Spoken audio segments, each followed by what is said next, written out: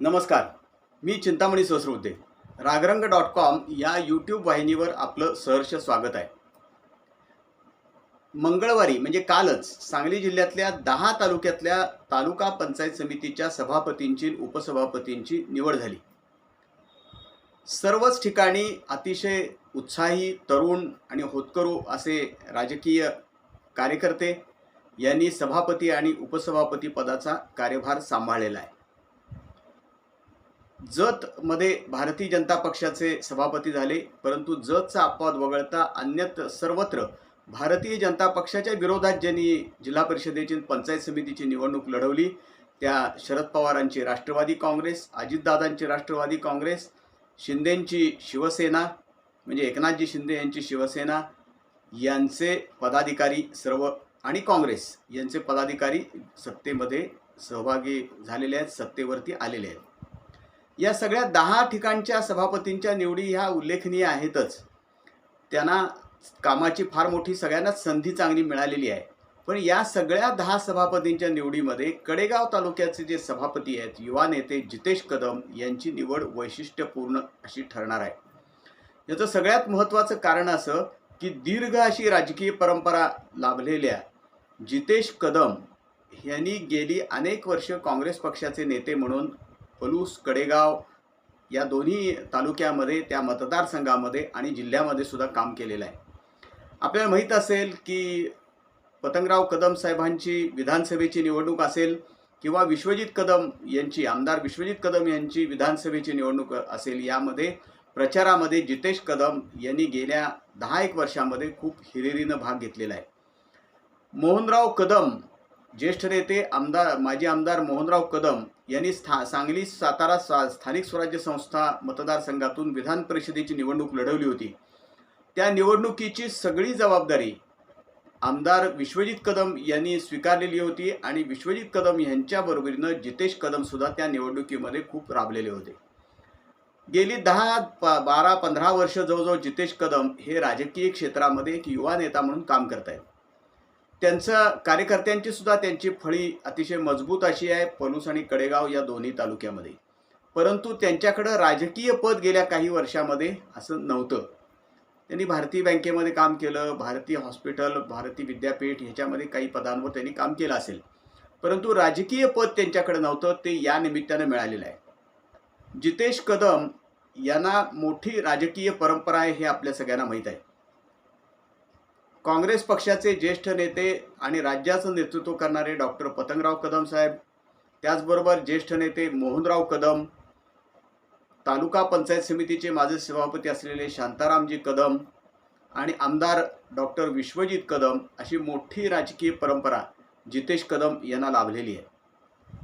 परंतु गेल्या काही वर्षामध्ये त्यांची थोडीशी अशी द्विधा मनस्थिती होती की सांगली मिरज कुपवाड महापालिका क्षेत्रात राजकारणामध्ये भाग घ्यायचा का ग्रामीण भागामध्ये राजकारणामध्ये सक्रिय व्हायचं, असा एक काहीसा पेच प्रसंग त्यांच्यासमोर उभा होता.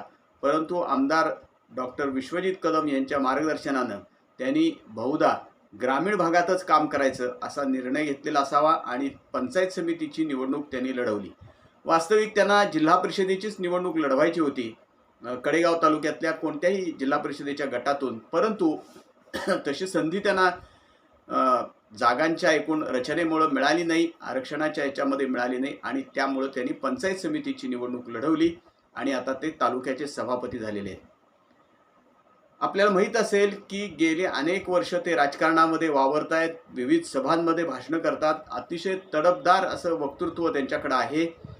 त्यांचा संपूर्ण ग्रामीण भागाचा मोठा अभ्यास आहे. काही वर्षांपूर्वी म्हणजे 2014 नव्हे पण 2019च्या आणि 2024च्या सुद्धा, खरं म्हटलं तर 2019च्या विधानसभेच्या निवडणुकीमध्ये सुद्धा खानापूर अटपाडी या विधानसभा मतदारसंघातून जितेश कदम यांनी काँग्रेसतर्फे निवडणूक लढवावी अशी त्यांच्या काही कार्यकर्त्यांनी, काँग्रेसच्या काही कार्यकर्त्यांनी तिथं मागणी केलेली होती. परंतु ते शक्य झालं नाही. काही राजकीय परिस्थिती पण तशी निर्माण झालेली नव्हती त्यावेळेला, अनुकूल परिस्थिती, आणि त्यामुळे जितेश कदम यांना काही तशी निवडणूक लढवायची वेळ आली नाही. याचं सगळ्यात महत्त्वाचं कारण असं आहे की खानापूर हा जो जुना तालुका आहे, पूर्वीचा तालुका, त्या खानापूर तालुक्याचं विभाजन होऊनच कडेगाव तालुका हा वेगळा झालेला आहे. एकेकाळचा खानापूर तालुक्याचंच विभाजन कडेगाव तालुक्यामध्ये नवीन तयार होताना झालेलं आहे. जसं तासगाव मूळचा तालुका त्याचं विभाजन होऊन आणि काही गावं दुसऱ्या काही तालुक्यातली इकडची घेऊन आपल्याला माहीत असेल की पलूस तालुक्याची निर्मिती झालेली आहे. जितेश कदम यांची ग्रामीण भागामध्ये काम करायची खूप इच्छा होती. आपल्याला अनेकदा आपण जितेश कदम यांची ग्रामीण भागातली किंवा पलूस कडेगाव या मतदारसंघातल्या विविध निवडणुकांमधली भाषणं आपण ऐकली असतील. त्यांचा ग्रामीण भागाचा फार मोठा अभ्यास आहे. ताकारी, म्हैसाळ आणि टेंभू या तिन्ही योजनांच्या कामाची त्यांना चांगली माहिती आहे आणि काँग्रेस पक्षाची विचारांची अतिशय घट्ट अशी बांधिलकी त्यांच्याकडे आहे. त्यामुळं त्यांना त्या मतदारसंघामध्ये आता सभापती म्हणून काम करताना खूप मोठी संधी आहे. आपल्याला माहीत असेल की तालुका पंचायत समितीचे सभापती किंवा जिल्हा परिषदेचे पदाधिकारी आणि जिल्हा परिषदेचे अध्यक्ष, उपाध्यक्ष किंवा सभापती यांना भविष्यामध्ये काम करण्याची फार मोठी चांगली संधी मिळते. आजपर्यंतच्या संबंध इतिहास जर आपण तपासला, सांगली जिल्ह्याचाच नव्हे तर अन्य ठिकाणचा राज्यातला सुद्धा इतिहास आपण तपासला, तर पंचायत समितीचे सभापती आणि जिल्हा परिषद सदस्य म्हणून काम केलेल्यांनी किंवा जिल्हा परिषदेचे पदाधिकारी म्हणून काम केलेल्यांनी राजकारणामध्ये खूप मोठं पुढच्या काळामध्ये काम केले असं आपल्याला दिसेल. सांगली जिल्ह्याचंच आपण उदाहरण घेतलं तर विलासराव जगताप माजी आमदार जतचे हे सुद्धा जिल्हा परिषदेमध्ये सदस्य म्हणून काम करत होते. माणिकराव आबा पाटील वाळवे तालुक्यातले भयबोरगावचे हे सुद्धा जिल्हा परिषदेमध्ये सदस्य म्हणून काम करत होते. खंडेराव जगताप हे जिल्हा परिषदेमध्ये त्यांनी काम केलेलं आहे सदस्य म्हणून. नानासाहेब सगरे हे कवठेमहांकाळ पंचायत समितीचे सभापती होते, ज्येष्ठ नेते नानासाहेब सगरे. अजितराव घोरपडे माजी मंत्री हे सुद्धा जिल्हा परिषदेचे सदस्य होते. संजय काका पाटील माजी खासदार हे सुद्धा जिल्हा परिषदेचे सदस्य होते. अनिल भाऊ बाबर यांचा तर मोठा आदर्श आहे. त्यांनी खानापूर पंचायत समितीचे सभापती म्हणून दीर्घकाळ काम केलं आणि त्या कामाचा एक ठसा स्वतःचा उमटवला आणि नंतर आमदार म्हणून त्यांनी अनेक वर्ष काम केलं. माजी मंत्री शिवाजीराव नाईक यांचा सुद्धा एक आदर्श आहे. जिल्हा परिषदेचे सभापती, जिल्हा परिषदेचे अध्यक्ष म्हणून त्यांनी अनेक वर्ष काम केलं आणि नंतर आमदार आणि सभापती म्हणून सुद्धा त्यांनी काम केलेलं आहे. सत्यजित देशमुख विद्यमान आमदार शिराळ्याचे, त्यांनी सुद्धा जिल्हा परिषदेमध्ये सदस्य आणि सभापती म्हणून अनेक वर्ष काम केलेलं आहे. तर असे अनेक नेते जिल्हा परिषदेच्या आणि पंचायत समितीच्या राजकारणातून पुढे आलेले आहेत. जितेश कदम यांना एक चांगली संधी मिळालेली आहे सभापती म्हणून काम करायची आणि जिल्हा परिषदेचे सभापती आणि जिल्हा परिषदेचे पदाधिकारी यांना अशीच ग्रामीण भागामध्ये काम करायची फार मोठी संधी असती. विविध योजना राबवायकरता त्यांना पुढाकार घ्यावा लागतो आणि त्यातून एक नेतृत्व घडत असतं. तरुण वयामध्ये सभापती म्हणून जितेश कदम यांना चांगली संधी मिळालेली आहे. ते त्या संधीचं चांगलं सोनं करतील यात शंका नाही. आपण जितेश कदम यांना या नवीन जबाबदारीबद्दल आणि नवीन पदाबद्दल शुभेच्छा देऊया, त्यांचं अभिनंदन करूया.